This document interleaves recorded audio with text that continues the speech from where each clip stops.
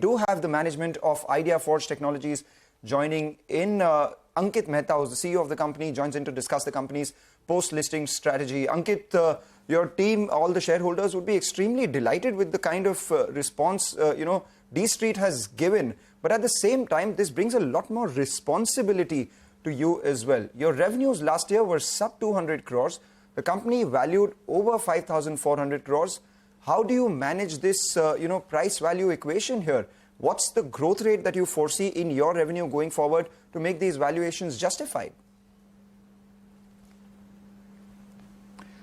So I think, Nigel, the way we look at the market and the opportunity at this point in time, there were a large number of opportunities that came in late last year with respect to the emergency procurements that the government of India is doing. And many of those procurements are centered around drones as well. So we do expect closure of some of the contracts from that. As well as if you look at the market opening up, in a way the market is broadly opening up only now in terms of its ability to absorb the number of drones that the market needs. And we are seeing that scale happen in many sectors. If you look at the agri-spraying sector, if you look at the mapping sector, if you look at law enforcement, if you look at inspections, and also the upcoming opportunity on logistics as well. So there are a large number of opportunities that are very, very rapidly scaling into very good numbers. So the market is going to definitely grow and scale very effectively over the next year. It's within this year itself, you will see that the market is going to scale quite a bit. All right. And our opportunity will grow along with the same as well. All right. Hi, Ankit. Hi. Good morning. Congratulations. This is Nigel on this side. Congratulations to you and your team from a college Nigel. fest to listing at more than 5,000 crores market cap. Kudos. Good on y'all. And I'll tell you what, it seems like you'll have given some bit of legs even to the other drone companies. Because I'm looking at the SME platform, there's one smaller company that's looking to raise 40, 45 crores. Let's see how that goes. But we want to understand about your business. First up, the potential is massive. But now since you're listed, you could give us a few numbers. What is your updated order book and how's the pipeline looking? So, Nigel, what I will be, we will be doing is we'll be talking about those numbers. As soon as we close some of the deals that we've been tracking, we'll be immediately informing the markets to do the same. Okay, what is the pipeline? So, a lot of good deals are in the pipeline and we'll be informing about the same. Could you quantify the pipeline? See, like I mentioned, Ankit? there is good pipeline from the last, there's a good pipeline coming from the previous emergency procurement that is ongoing, and there is a lot of good pipeline coming in from various civil opportunities as well. So we are tracking a very healthy pipeline, and as soon as the closures happen, we'll be letting the market know about the same. All right, so we will await the closures of the pipeline. But let's talk about things that are in your control right now. And one of them is, the employee costs. As a percentage of sales, I've been looking at employee expenses. FY21, it was 55%. Then, of course, it came to 17% and 27% as of FY23. And of the employee costs that you incur, roughly 50 crores, nearly 30 crores goes to just the top management or the key managerial personnel. And 30 crores is quite a number. It's as much as your net profit. What are you doing to reduce that? And when does operating leverage kick in? So I think we have to look at the number a little bit differently. I think we have to divide it between any stock options that were, given as one-time grants to the people, as well as we have to look at the regular cash expenses with respect to their remuneration. So I think between the two, you will not find that the number is as high as what you're suggesting in terms of management compensation. Okay, all right, Ankit. And these were one-time grants, so the impact will contract quite a bit. So what does it stabilize at going forward? I mean, as a percentage of sales, what should employee expenses be going forward? See, we do expect the employee expenses to be increasing as we grow and as we scale the business. But as a percentage, we do not expect them to be much higher from the FY22 number. But it will definitely grow a little bit as we scale the business, and as we look to address newer opportunities, we have to ensure that we invest in the right places and the right talent that allows us to get the results out of those opportunities. So that's between 17 to 20%, Nigel. Yeah. Okay, all right, Ankit, so getting the right guys on board will help your business, that's what you believe. But You know, in these few minutes that we've chatted, you're talking about scope, got about tremendous potential as well. So tell us, you know, at peak capacity, what kind of revenues can you deliver, peak revenue potential, and what kind of a growth run rate should we look at from here on? So, if you look at the overall opportunity and the capacities that we have, right? Currently, the capacities that we have is about being able to do close to 9 drones a day.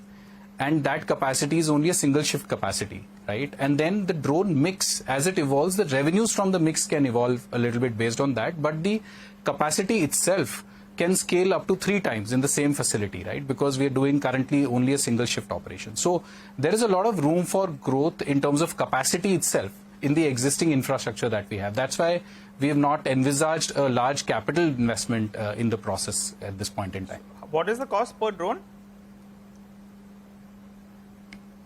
So the cost per drone can vary from 5 lakhs to more than even 70 lakhs, depending on the configuration that the customers require and the kind of extreme environments they look to operate in, maybe high altitude, etc., etc. So the cost can vary based on the configuration, the system, and the needs from the drone itself. So peak revenue potential would be what? Try to give us that number at least.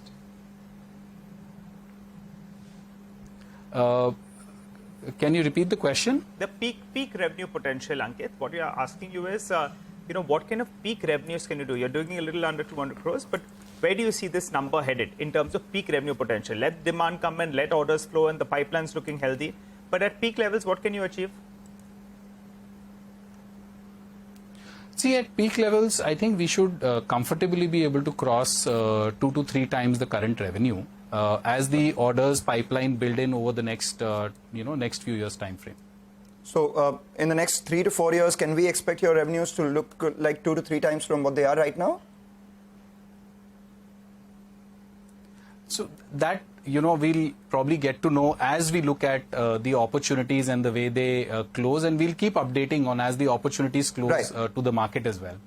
The reason I'm asking is because the stock market is a forward-looking animal, and, as your revenues grow, I presume some of the operating leverage will kick in as well. And you said that employee costs as a percentage of sales will come down as well. And that's a big differentiator between your gross margins and your EBITDA margins.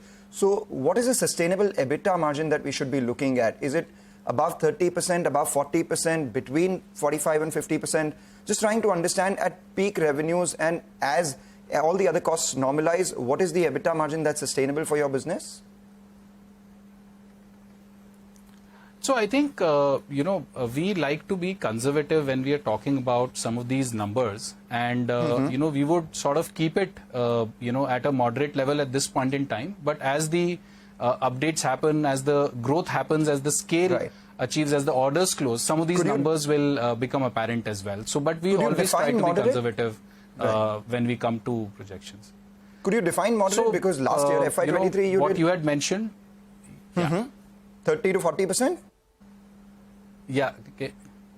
See, if you look at FY23, then the adjusted EBITDA numbers were hovering around 45%, right? Yes. Okay. So I think, looking at the adjusted numbers should, help us understand the overall, scenario in terms of what the EBITDA margin should look like going forward. So mid-40s is what we should be looking at in terms of sustainable EBITDA margins. That's on the adjusted numbers. That's the adjusted numbers. But when we look at the overall EBITDA margin, it'll obviously be lower than that. So but going ahead, Ankit, what you did is it's done. Now you're listed. Now people want to understand the way ahead. So if you could give us a broad band that we should be working with. Yeah. So between 30 to 40 is the right band, in my opinion. All right. Also, one more question. Operating cash flows were negative in the past year. Going ahead, you expect cash flows to remain positive, operating cash flows? See, operating cash flows, if you see, in the year before that were positive. In the year, because these are snapshot numbers, but overall, we haven't seen a very challenging time in terms of cash flows in the recent times. Particularly because the chunkiness is what sometimes causes the, cash flow negativity. But then, it fills up quite fast as well the moment we get the credits back. All right. No, the reason why your cash flow is negative, and largely that's because of high inventory days and high working capital days. I mean, 3 years ago, it was close to 500 days. Now it's down to 300 days. You've said that it'll come down to 200 days. At what level does it sustain going forward? We should expect it to hover around 200 days, which is more likely the overall benchmark. But on a snapshot, it may look different from time to time. Just basis the numbers that you've given to us, close to around 3 times peak revenue potential, that would be around 600 crores on your top line, doing closer to 40% margins, maybe adjusted basis. So you take down 10 percentage points from there as well, 30. 180 crore EBITDA in 3 years from now. That's a possibility. Is that correct? I'll not give an I'll not give an estimate to that at this point in time. But the ability to generate more revenue from the existing capacity, even in a single shift, is largely dependent on the product that is going to get delivered from that line. So we really should not look at it directly as a conversion from the current revenues or last year's revenues to that number. That number could be higher or lower depending on the mix of what gets delivered in that time frame. So we largely track our progress from an order book point of view, and as the order book closes, we'll be able to track this very effectively. And what about the mix? How should the mix look like going ahead? Defense and civil. What would the mix you all will be looking at going ahead? So if you look at defense, right, there is a definite rush today to get a large number of drones to be delivered for our armed forces requirements.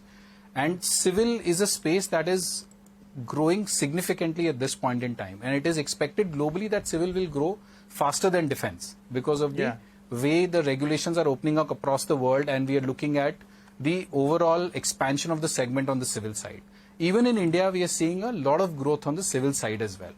Although in the short term, the mix may not look very different or it may be leaning towards the civil side, but in the long term, it's very clear that civil can even be a more dominant market as compared to defense over a slightly longer period of time. Right. Just a couple of questions before we let you go. We're running out of time. Just wanted to understand, one, in your revenue mix itself going forward, how much of your revenues will come from hardware? How much of that will come from drone as a service? And how much of that will come from India? How much of that will come from exports or abroad? See, hardware will remain a dominant part of our revenues. Drone as a service is something we've just started to experiment with, so I do not expect that to be a significant portion of our revenues, at least in the current year. It should start showing up in our revenues from the next year onwards. And when you look at international business, the story is the same. If you look at recently what the government did in terms of enabling exports for drones, particularly for civil opportunities, you will see that the impact of some of these opportunities in terms of regulations opening up will be visible from the subsequent year onwards. Okay. All right, Ankit, thanks so much for speaking to us here on CNBC TV18. Congratulations, on a solid listing. A lot of shareholders will be looking up to your performance from here on and will be tracking it from here on as well. So wishing you all the best. Have a good evening, because it's a big moment for you all. But on your results, we're looking forward to having a chat and understand the numbers in further detail. Absolutely. Okay. All right. Time to slip into a short break. On the other side, we continue our focus on markets and stock-specific action.